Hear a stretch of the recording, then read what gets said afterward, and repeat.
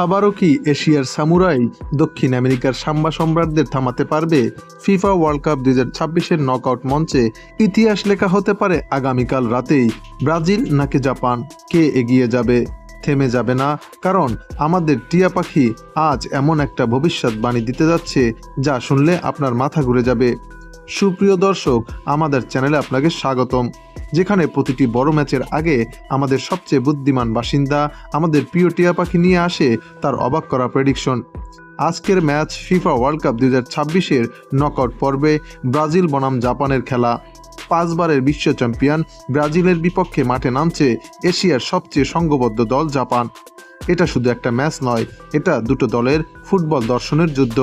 তাহলে চলুন সরাসরি চলে যাই বিশ্লেষণে। প্রথমেই কথা বলতে হবে ব্রাজিলের শক্তি ও দুর্বলতা নিয়ে। ব্রাজিলের আক্রমণ ভাগ এই টুর্নামেন্টে রীতিমতো আগুন ঝরাচ্ছে। ভিনি জুনিয়রের স্পিড, রদ্রিগো চালাক পজিশন এবং মিডফিল্ডে ব্রুনো গিমারেসের শক্তি, এই কম্বিনেশন যে কোনো ডিফেন্সের জন্য দুঃস্বপ্ন।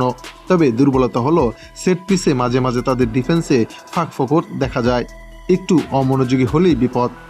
জাপানের শক্তি এবং দুর্বলতা বলতে, জাপান এই বিশ্বকাপে এসেছে অত্যন্ত সুশৃঙ্খল টিম হিসাবে। তাদের হাই প্রেসিং গেম, দ্রুত কাউন্টার অ্যাটাক এবং দলগত ঐক্য সত্যি প্রশংসনীয়। মিতোমা এবং কুবোর পেস দিয়ে তারা যে কোনো মুহূর্তে বিপদ তৈরি করতে পারে। তবে ব্রাজিলের মতো ফিজিক্যাল ও টেকনিক্যাল পাওয়ার হাউসের বিরুদ্ধে দীর্ঘ সময় ধরে রাখাটা তাদের জন্য বড় চ্যালেঞ্জ।